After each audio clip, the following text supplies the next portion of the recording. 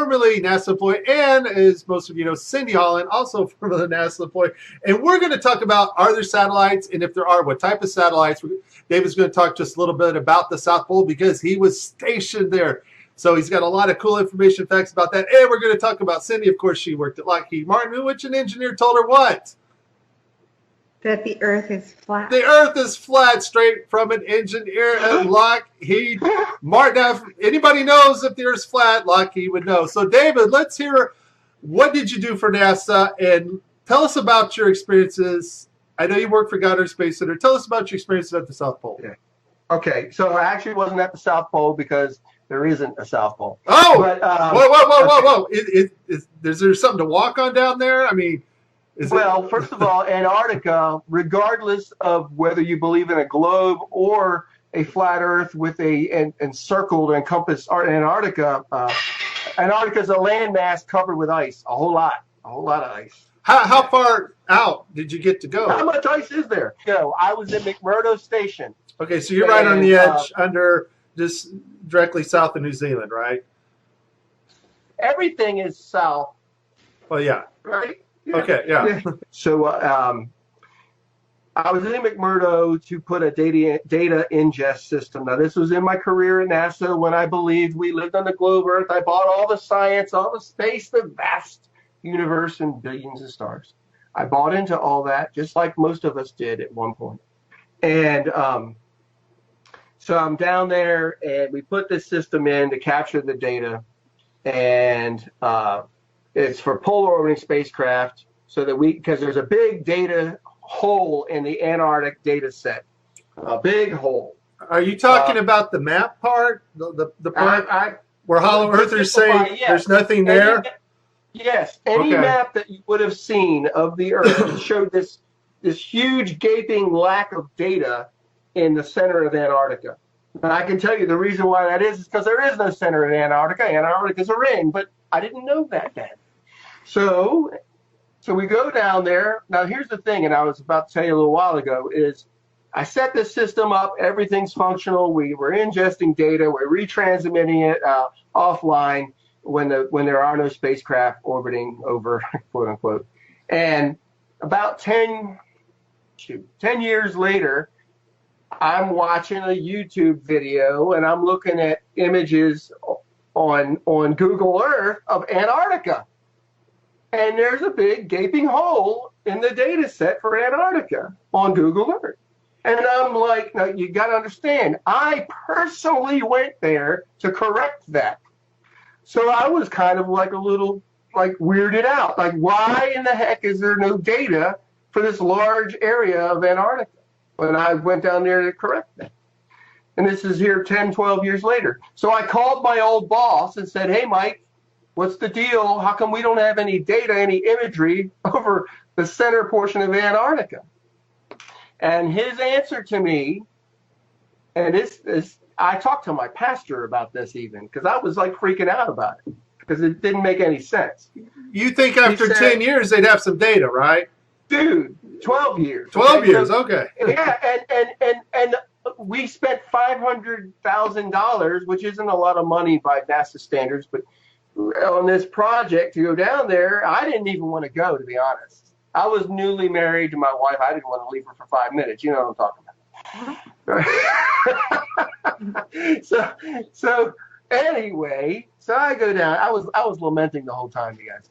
Anyway, so I call Mike and I say, what's the deal with this? And he says, well, Dave, they opted out. They didn't want our data. They got a pipe. They got a fiber optic network from McMurdo to Svalbard. Now, you got to understand, Svalbard is almost the total other side of the world, okay? It's one of the most north places on the quote-unquote planet, okay? Now, is this an undersea pipe from McMurdo that far? Yes. Fiber optic pipes under the ocean from McMurdo Station all the way to Svalbard. Now, even on a flat Earth map, it's freaking far, okay? So wait a minute. Supposedly we have satellites. We have all this great space technology. Yes. why the heck do we need a fiber optic pipe from Listen, McMurdo? that's what I'm getting at. So he's telling me this, and this is what he's telling. And I'm going. Now I don't even think I believe that I knew about flat Earth yet. Then this is what was leading up to my going, holy crap, we're deceived. So I'm on the phone with him, and he's retired at this point from NASA. I'm like, well, that doesn't make any sense. Why the hell? He said, well, they opted out to send the data to Svalbard. That's the Norwegians, okay? And that they would process the data and sell it back to us. What? I'm just saying. So I'm like, okay, this doesn't make any sense at all. Doesn't, Now remember, how many guys can you talk to that said, hey, I personally went down there and put it in a data retrieval system for polar orbiting spacecraft in Antarctica? You hear that every day, right? Wow. So it's important that everybody understand that you were there to map what's essentially still not there and still not mapped today. That's right. To fill out an area of data, a huge area that was not there. And it's still not. See, here's the thing. He says, well, yeah, they pipe it over the fiber optic network to Svalbard, and then they sell it back to us. Well, it's still a big gaping hole in the data. Hello. So 2017, we have yet to map a portion of one of our continents if the Earth is a globe, correct? And we supposedly, quote unquote, have continuously polar orbiting spacecraft. Guys, listen. There's a whole series of spacecraft that I worked on also, called EOS, Earth Observation Systems. And it was like 5 different spacecraft, and they each looked at different spectrum. One was for atmospheric qualities, another was Terra, anyway. They are all polar orbiters because the whole idea is that the Earth is spinning and these daggone satellites go around and they get a different swath of the world as the Earth spins underneath it. Right, strip data. Again, I'm speaking. Huh? That's called strip data, right? Yeah. And so, okay, and from a global perspective, that makes sense, right? Okay, so how come there's no data still from the southern part of Antarctica? Well, according to Rob Simmons, and he gave us Russia's, Japan's, and the U.S.'s image servers, the Titan, the MRR-8, and the Epic Discover are all pictures of models taken from ground-based cloud radar, and then they put the model together of Earth. All their image data is fake. It's not a picture of Earth from space. So we know that about those satellites because Rob Simmons, and that's the guy, in case you don't know, folks, it's Photoshop. It has to be. Well, it has to be Photoshop because there are no pictures of Earth. So we know for a fact those images are not from space. They're just images put together by a computer called MyDoll. And so now you're saying you were stationed in Antarctica. Your job was supposedly to map this missing big area. Because NASA, if they show a radar of the South Pole, you see this big gaping round circular hole there of no data of anything mapped. And so your job was to map this out. 12 years later, you come to find out that they mapped nothing. It's still the same today, right? Correct. Matter of fact, I did some research on my own work and looked it all up because they have what's called mission design reviews. Okay, and Cindy, you probably know about that, right? So I know. Yeah, we had that in our. Yeah. And so they would also look at proposals, whether a mission or a project was viable. And it's a lot of work leading up to before you're ever even able to execute any part of a project. And that's how they raise costs, and people have careers for 30 years on one spacecraft project. But anyway, I'm just saying. I looked it up, and I could find all this work that my boss had gone and campaigned with University of Wisconsin and all these guys, and there was all these project plans and proposals regarding this, so why they were going to spend the money, why we were going to go down there and do that. You could find it. It's out there because I looked it up. I wanted to see what led up to why I went there, And basically, his answer does not give an answer because it doesn't make any sense. It's still, he didn't answer the fact that there's a big gaping hole in the data still. In other words, nothing mapped. That's what we call a gaping hole in the data. There's nothing there.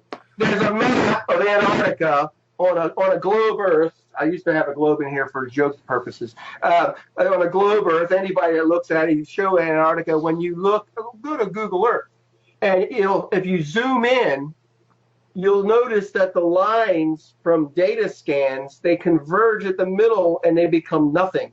It's just white. There's no data. It's kind of filled in, kind of like the guy who made the Earth image, right?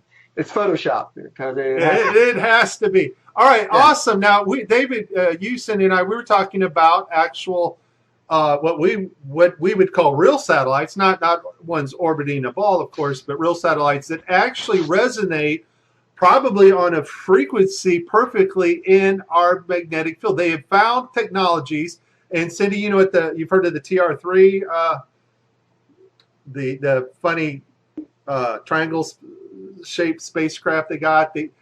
We have aircraft that actually can hover almost indefinitely in tune with our magnetic field.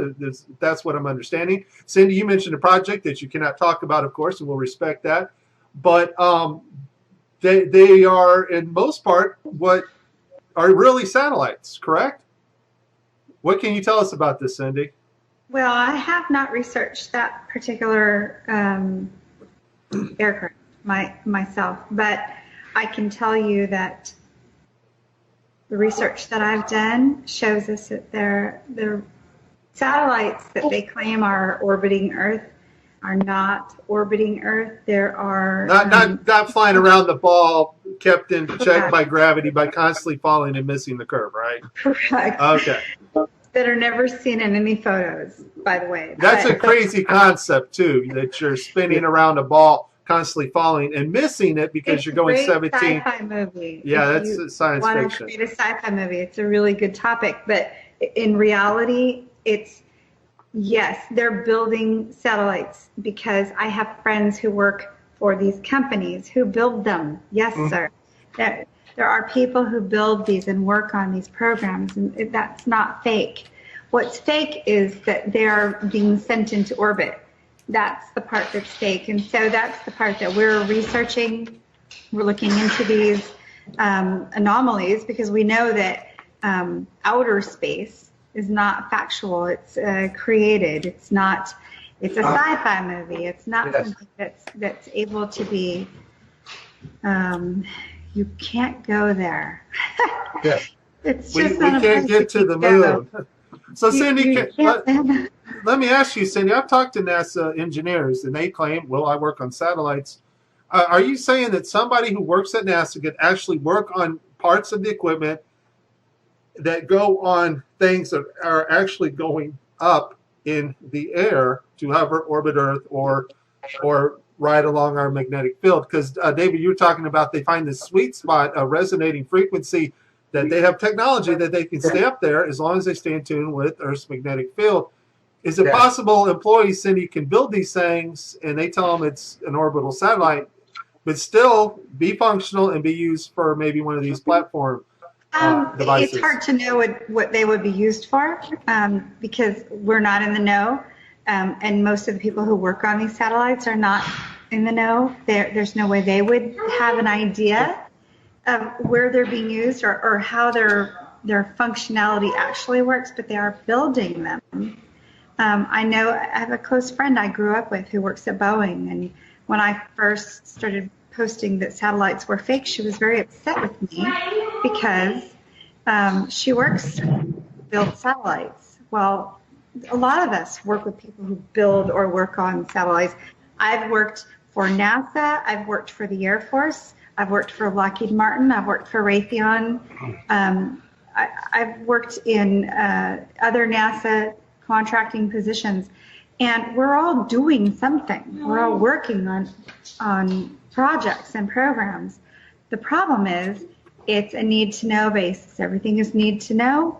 You're told what you're told, you do your job, you come to work, and you retire, and that's pretty much it. So most folks would never know that the hard work that they're doing is not what they think it is. Can I interject on that? Yeah. That idea? Yes. Okay. When I was at Goddard, there's this environment of, it's a wonderful, almost utopian ideal where you're all doing this great work for the betterment of mankind, and you almost believe this. You really do. And a lot of us at Goddard, it wasn't just a job, it's what we did. I mean, you could sleep there and shower there and shop there. They had a shop, and so they create this environment that's conducive to, nobody starts going, oh, they're keeping secrets from us. I mean, that's so. Anyone listening to this should not think like the people they're kept under a ball and chain, and it's such an utterly amazing work environment that you never stop to think, we're doing something bad. Right. I mean, you're it's a given. You're doing this wonderful work, and everybody's doing their little portion, and then they launch a spacecraft. Ooh, cool. You know. And what he's saying is exactly right. The environment is happy, proactive. They teach you, they train you. Everybody's friendly. I mean, for the most part, I was with NASA for 4 years, from 1996 to 2000. My time with NASA was my first actual career position outside of college. I was terrified, but I was so excited. And to meet all those people and to think back to the folks that I've worked with, amazing people. None of us know the truth. That's what it is. Nobody knows unless you're in the top. I don't know. Probably. Even the top at NASA, they probably don't know. It's all obscured by fervor and excitement and ideals that most of us were taught since kindergarten. Right. Yeah. If you think about the movies that have come out and the way that it affects the mind, so sci-fi movies, rockets. There's a movie called The Knowing, and they put together a thing. What do you call it? It goes into the ground. It's the I can't think of the title of it, but it's all the kids from 50 years prior drew pictures of what time capsule. Thank you, time capsule. Yeah. They put in pictures of what they thought, and I thought it was funny that they drew rockets. Who would have thought 50 years prior of rockets unless it was put into our media? I've been watching this movie a lot lately because I pick apart movies for as I try to figure out what they're doing next. And so I pick apart Hollywood movies, but The Knowing is a good one because it kind of shows you the direction that they're taking. They're using specific agendas, space absolutely, the globe absolutely, evolution is huge, and so they're taking these things that we've been taught since kindergarten, and they're manipulating people to believe, and these are psychopaths. They don't have guilt. They do not have feelings. Correct. They're able to teach these things in schools and in college and all the way up to people who are PhDs. And they know they're false. They know they're fake. There's no proof. It's all theory. But they can do this because it's an agenda, and it goes with their agenda. So, can I add to that? Yes. Okay, this is a scriptural ideal, guys, is that God says that he will do nothing. Will I do nothing without first telling my servants, the prophets? Mm. Satan, or Lucifer, or whatever name you want to give him, the serpent, he has these aspirations to be like the Most High. So he also has his servants, the prophets. We call them the media.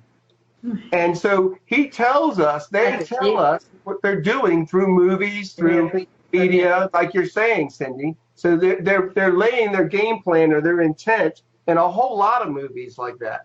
Yeah. You know, guys, when we talked with Rob Simon, he's very honest. He gave us Russia's, Japan's FTP servers, all their model of Earth that they used to superimpose the images on to make it look like they're taken from outer space. Totally straight up honest about what map projections you use, and he gave us that website and how to configure the map that they use for different projections and things. When you talk to other NASA certain employees at certain departments, they straight up tell you, oh no, it's not this and this, and so none of it leads to outer space or living on a spinning ball and traveling 483,000 miles an hour. What it tells me though is that it seems like there's a separation between the people doing the work at NASA and a media conglomerate or a other type of government that does the faking part, the part where they take you in on the ISS and fake, weightlessness through the HoloLens technology JPL is working with right now, or telemetrics that they've contracted, and that allows them to bring in actors from any place over the world and put them on the same set. It's almost like, but it almost seems like there's this other type of government thing going on that's sort of separate from NASA. It's like NASA has another division that we would call liars and deceivers, part of NASA. And then we have the people that actually do real work and real technology for NASA. That's what it's looking like. What are you guys' thoughts on that?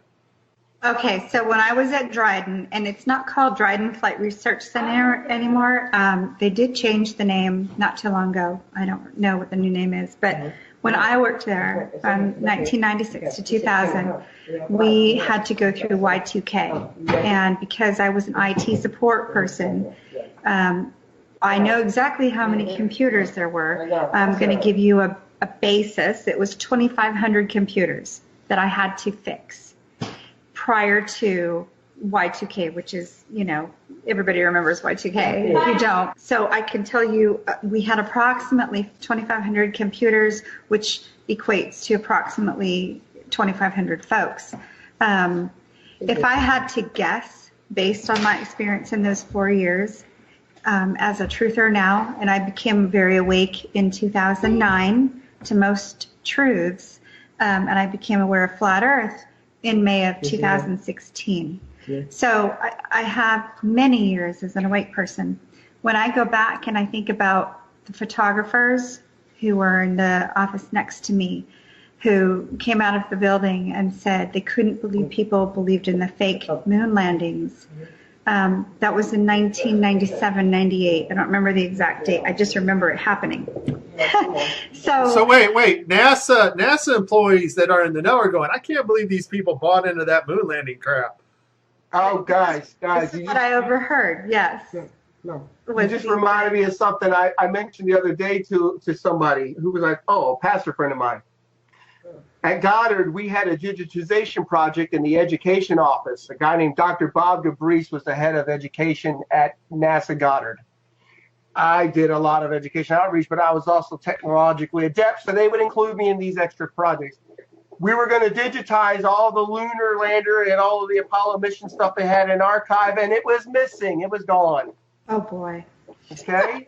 and I remember, but here's the thing. Then I still believed all the other garbage, so I was like, well, it didn't make any sense. Like, how would you lose? I guess the most historic moment in all of mankind. Why would you lose that? You lost all the telemetry data to the most important event ever, right? Yes, they got like freaking 10 sound bites from the lunar mission, I'll tell you, I was the retrospect administrator.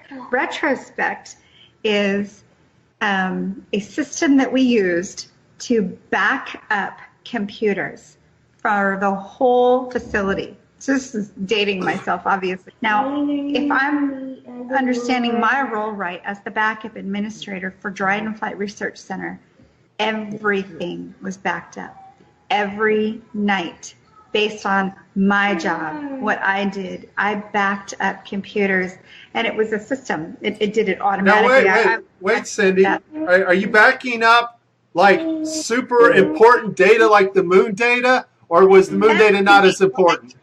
And everything that was on. No, they're personal freaking MP3s.